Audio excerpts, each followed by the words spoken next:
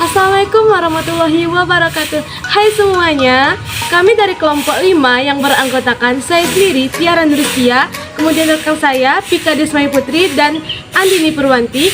Kami dari kelompok 5 akan membahas mengenai yang pertama, operasional fungsi-fungsi manajemen dalam lembaga pendidikan. Yang kedua, penyusunan anggaran biaya dalam lembaga pendidikan. Selamat menyaksikan. Nah, oke teman-teman, sekarang kita akan membahas mengenai operasional fungsi-fungsi manajemen dalam lembaga pendidikan. Nah, yakni mengenai perencanaan dalam lembaga pendidikan. Apa sih perencanaan dalam lembaga pendidikan itu? Nah, perencanaan pendidikan adalah proses kegiatan pendidikan, sedangkan rencana pendidikan merupakan hasil perencanaan yang telah dirumuskan dan ditetapkan bersama. Perencanaan pendidikan merupakan kegiatan yang berkaitan dengan usaha-usaha dalam merumuskan kegiatan pendidikan yang di dalamnya memuat segala sesuatu yang akan dilaksanakan. Penentuan tujuan-tujuan pendidikan, kebijaksanaan-kebijaksanaan dalam pendidikan, arah-arah yang akan ditempuh dalam pendidikan, serta prosedur dan metode-metode yang akan diikuti dalam pencapaian tujuan pendidikan. Nah, di dalam perencanaan pendidikan biasanya terdapat ketentuan-ketentuan sebagai berikut. Yang pertama, bentuk-bentuk atau jenis-jenis kegiatan pendidikan yang akan dilaksanakan. Yang kedua, prosedur pelaksanaan kegiatan pendidikan. Yang ketiga, kebijakan-kebijakan yang akan dijadikan landasan pendidikan.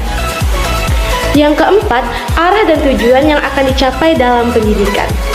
Yang kelima, personil yang melaksanakan rencana pendidikan. Yang keenam, waktu pelaksanaan rencana kegiatan pendidikan. Dan yang terakhir, anggaran biaya yang dibutuhkan dalam kegiatan pendidikan. Nah, perencanaan pendidikan ini di dalamnya membahas tentang desain kurikulum, penentuan jadwal kegiatan pembelajaran, penentuan tenaga pelajar, penentuan tim teaching, perumusan dan teknik pembuatan satuan acara pembelajaran, serta strategi pembelajaran. Secara substansial, rencana pendidikan mengandung 3 hal dasar. Yang pertama, tujuan pendidikan. Yang kedua, perhitungan-perhitungan pertimbangan kebijakan pendidikan. Dan yang ketiga, pelaksanaan rencana kependidikan. Nah, dalam perencanaan pendidikan ada beberapa hal yang perlu dipertimbangkan dan diperhitungkan. Di antaranya, yang pertama, rincian seluruh tujuan pendidikan yang berkaitan dengan pilihan masalah yang dihadapi dalam pendidikan. Yang kedua, problem solving atau pemecahan masalah yang berkaitan dengan pendidikan. Yang ketiga, skala prioritas pendidikan. Yang keempat, kebutuhan atau kepentingan pendidikan. Dan yang kelima, keharusan atau kemauan dalam pendidikan. Dengan pertimbangan-pertimbangan tersebut, maka perencanaan pendidikan dirumuskan dengan melalui fase-fase sistematis, yaitu yang pertama, menyusun tujuan-tujuan pendidikan mulai dari yang umum hingga yang khusus dalam kegiatan pendidikan. Yang kedua, menyusun rencana sesuai tujuan pendidikan. Yang ketiga, melaksanakan rencana pendidikan yang telah ditetapkan. Kemudian yang keempat, melaksanakan pengawasan pendidikan. Yang kelima, membuat laporan hasil pelaksanaan pendidikan. Dan yang terakhir, melakukan evaluasi pendidikan. Nah, mempertimbangkan segala realitas yang dihadapi sebelum merencanakan pendidikan merupakan hal yang sangat penting. Karena perencanaan pendidikan berkaitan dengan fasilitas, serta sarana dan prasarana yang sudah dimiliki ataupun yang belum dimiliki. Nah, dengan demikian, perencanaan pendidikan yang tidak profesional akan mempersulit terlaksananya kegiatan pendidikan. Setiap perencanaan pendidikan yang dirumuskan bertitik tolak dengan tujuan perencanaan pendidikan yang telah dirumuskan. Nah, pelaksanaan rencana pendidikan tertuju kepada sarana yang jelas atau tidak menyimpang dari tujuan pendidikan yang telah ditetapkan oleh Undang-Undang Sistem Pendidikan Nasional.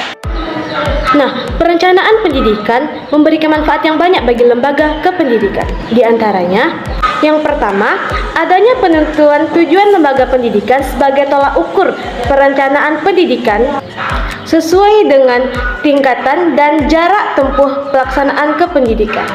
Yang kedua, adanya upaya meletakkan landasan kebijakan dan langkah-langkah operasional kerja lembaga kependidikan yang tetap mengacu pada prinsip efektivitas dan efisiensi kerja di bidang pendidikan.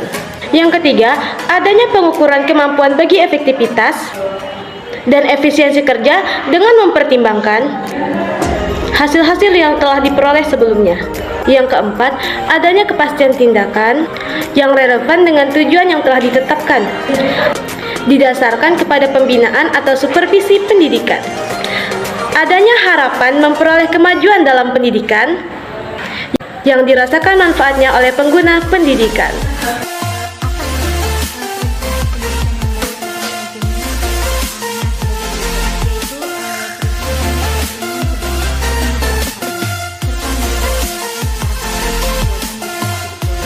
Atau mata kuliah dan metode dan strategi mencapai tujuan yang jelas dan terang.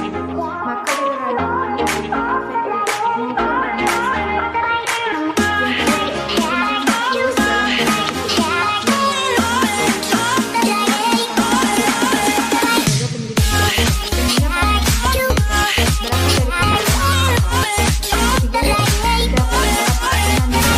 setiap perencanaan telah diperhitungkan untung dan ruginya. Oleh karena itu, solusi masalah ataupun alternatif pun telah disiapkan.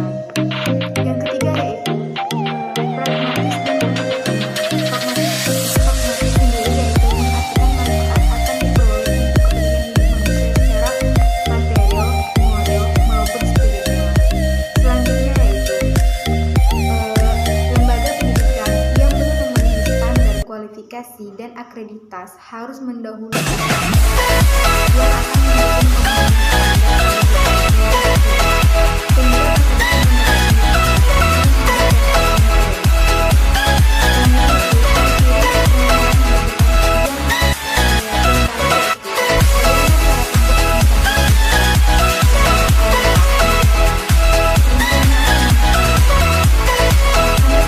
pendidikan akan lebih sistematis, terarah, dan efisien pendidikan yang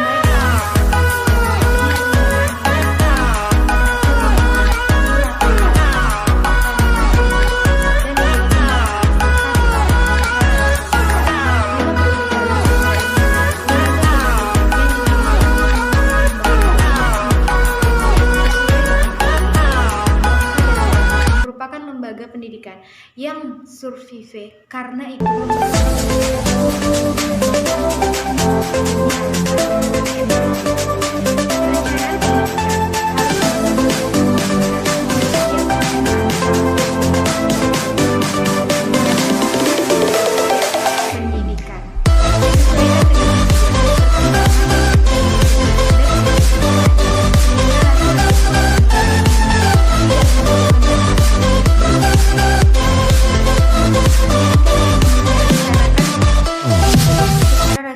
bukan memberikan doktrin, mencuci otak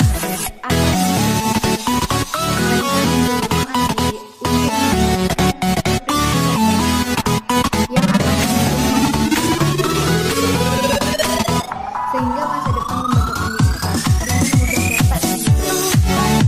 Selanjutnya yaitu teori perencanaan pendidikan yang baik. Bagaimana cara pembuat perencanaan pendidikan?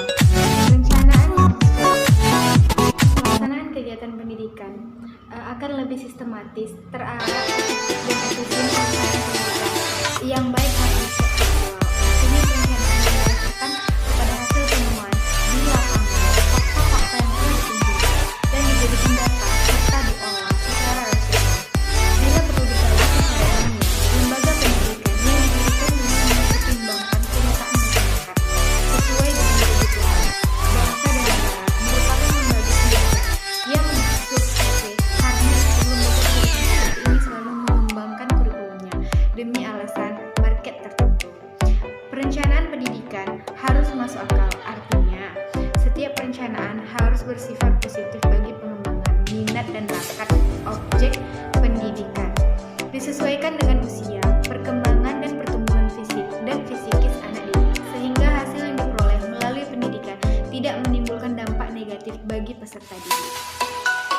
Pendidikan yang merencanakan kinerjanya secara rasional bukan memberikan doktrin, mencuci otak anak didik atau mengajarkan kesesatan, melainkan mendorong anak didik untuk meningkatkan kepribadian, menambah wawasan ilmunya demi menyongsong kehidupan di masa depan. Setelah mengetahui apa-apa saja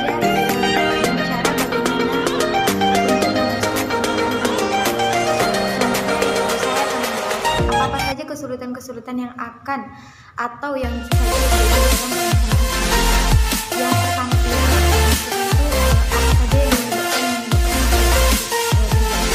yang pertama yaitu perencanaan sang kurang matang dalam merencanakan sesuatu. Yang kedua yaitu dalam penyusunan perencanaan kurang matang atau terpisah. Yang ketiga yaitu tenaga pelaksanaan dari perencanaan tersebut kurang cakap atau kurang tepat. Yang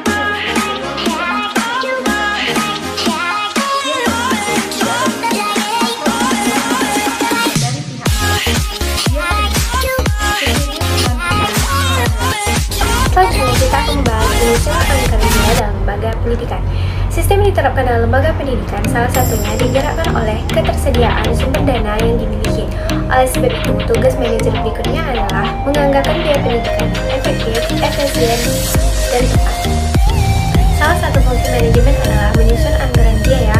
Oleh karena itu, salah satu tugas manajer adalah membuat anggaran biaya. Setiap lembaga membutuhkan pembiayaan yang terencana dengan matang. Oleh karena itu, perlu memperhatikan ICOM yang diperoleh belum mengeluarkan dana untuk kegiatan tertentu. Suatu anggaran merupakan rencana penggunaan sumber-sumber keuangan yang diperlukan untuk melaksanakan kegiatan tadi. Ada beberapa hal yang perlu diperhatikan dalam fungsi pembiayaan. Yang pertama, perencanaan tentang berapa biaya yang diperlukan. Yang kedua, sumber biaya yang diperoleh atau diusahakan. Yang ketiga, mekanisme penggunaannya. Yang keempat, pelaksanaan pembiayaan kegiatan. Yang kelima, pola pembukuan dan pertanggungjawaban. Dan yang terakhir, yang keenam, pengawasan. Sekarang ini, anggaran biaya untuk pendidikan ditingkatkan kurang lebih 20%. Oleh sebab itu, lembaga pendidikan memperoleh anggaran biaya yang cukup besar yang dapat dipergunakan untuk berbagai kegiatan pendidikan. Ini bukan untuk fisik. Akan tetapi, masih banyak terdapat kebingungan di kalangan manajer lembaga pendidikan. Misalnya saja di perguruan tinggi, ketika turun dana yang cukup besar untuk kegiatan pendidikan, tapi dana tersebut harus habis dalam waktu 2 atau 1 bulan, sehingga pihak perguruan tinggi berusaha mencari-cari kegiatan dengan perencanaan yang kurang matang. Akhirnya, kegiatan yang diselenggarakan terkesan formalistik dan hanya bersifat formal seremonial yang tidak banyak memberikan manfaat bagi pas dan bisnis. Misalkan saja dilaksanakannya seminar internasional dengan anggaran biaya ratusan juta. Tetapi seminar yang dilaksanakan hanya 1 hari dengan jumlah pembicara yang cukup banyak, sehingga masing-masing pembicara hanya diberi waktu 15 menit untuk membahas materinya, yang akhirnya peserta tidak ada waktu untuk bertanya. Lalu moderator menyimpulkan hasil seminar dan bubarlah acara tersebut. Kegiatan pendidikan yang menghamburkan biaya tanpa makna dan manfaat itu seharusnya tidak terjadi apabila pemerintah menurunkan dana dengan perencanaan dan pengorganisasian yang matang. Contoh lainnya karena terdesak oleh waktu, sementara dana masih banyak, maka seluruh pejabat lembaga pendidikan melakukan studi komparatif ke luar negeri dengan mengunjungi perguruan tinggi yang ditujunya. Sepulang dari studi komparatif, dana habis, sedangkan hasil dari studi komparatif belum disampaikan kepada para pendidik. Para mahasiswa dan civitas akademik yang membutuhkan masukan ilmu pengetahuan akhirnya dapat disimpulkan bahwa kegiatan seperti itu kurang bermanfaat kecuali untuk kepentingan sesaat di kalangan para pejabat lembaga pendidikan. Banyak contoh penghamburan anggaran biaya pendidikan yang kurang bermanfaat. Misalnya, dana digunakan untuk lokakarya, seminar, workshop, pelatihan, dan sebagainya. Tetapi, ketika semua kegiatan memerlukan tindak lanjut, terutama pada tataran operasional, dana sudah habis. Sedangkan dalam pelaksanaan kegiatan, tidak semua para pendidik dapat diikutkan menjadi peserta. Setelah mengetahui bahwa salah satu tugas manajer adalah melakukan penyusunan anggaran yang tepat dan sinkron dengan kebutuhan, maka perlu pula kita ketahui bahwa tugas lainnya dari manajer adalah melakukan aktualisasi semua kegiatan bagi seluruh bawahannya. Manajer bertugas menggerakkan dalam arti mengusahakan agar para pekerja melakukan tugas dan kewajibannya. Para pekerja sesuai dengan keahliannya dan proporsinya segera melaksanakan rencana dalam aktivitas yang konkret yang diarahkan kepada tujuan yang telah ditetapkan dengan salah satu mengadakan komunikasi, hubungan kemanusiaan yang baik, kepemimpinan yang efektif, terakhir, memberikan motivasi, membuat perintah dan instruksi, serta mengadakan pembinaan dengan meningkatkan sikap dan moral setiap anggota kelompok. Dengan demikian, manajer memiliki tugas-tugas sebagai berikut. Yang pertama, menetapkan langkah awal pelaksanaan rencana kerja. Yang kedua, memberikan contoh tata kerja pelaksanaan kerja yang baik. Yang ketiga, motivasi para pekerja untuk segera bekerja sesuai dengan tugas dan tanggung jawabnya masing-masing. Yang keempat, mengkomunikasikan seluruh arah pekerjaan dengan semua unit kerja. Yang kelima, melakukan pembinaan yang berkesinambungan kepada para pekerja. Yang keenam, meningkatkan mutu dan kualitas kerja. Perlu diperhatikan dengan seksama bahwa tugas manajer dalam menggerakkan para pekerja sebaiknya tidak memaksakan kehendaknya. Manajer perlu menguasai keterampilan manusiawinya dengan cara menyelami bakat dan potensi bawahannya, terutama tidak menyamakan potensi dirinya dengan potensi bawahannya. Manajer sebagai pengendali kegiatan sebaiknya dapat memperkirakan berbagai kemungkinan-kemungkinan yang akan terjadi dengan mencari kemungkinan-kemungkinan yang dapat timbul sehubungan dengan kegiatan yang sedang dilakukan dengan melihat kinerja organisasi dan proses manajerial seluruh kegiatan. Prediksi yang dilakukan oleh manajer adalah dengan cara membaca situasi dan kondisi yang belum terjadi dengan mempertimbangkan kebiasaan dan pengalaman di masa lalu, kemudian membuat rencana baru sebagai antisipasi keadaan yang akan datang. Demikian materi